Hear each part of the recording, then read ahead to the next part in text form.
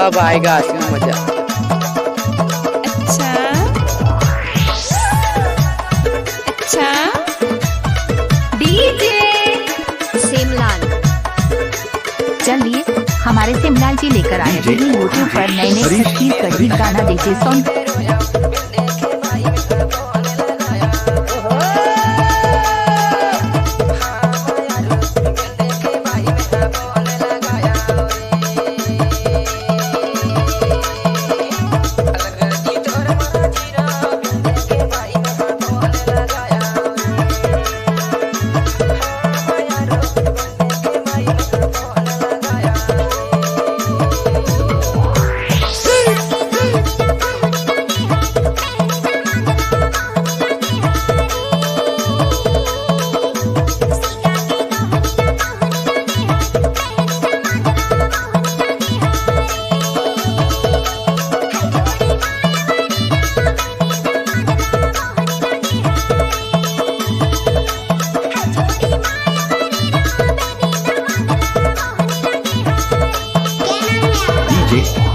सिमलाल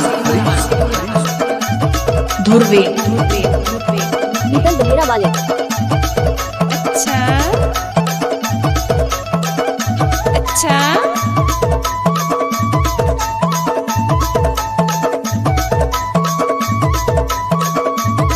चलिए हमारे सिमलाल जी लेकर आ रहे हैं यूट्यूब पर नए नए छत्तीसगढ़ी गाना डीजे सॉन्ग। अच्छा अब आएगा असली मजा।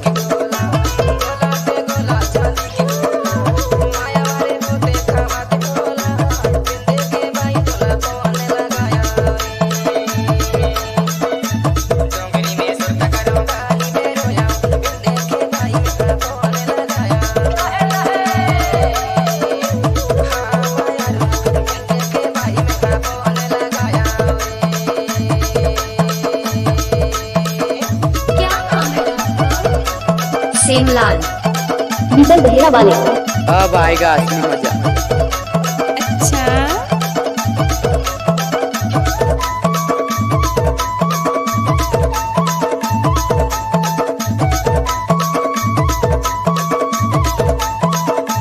DJ सिमलाल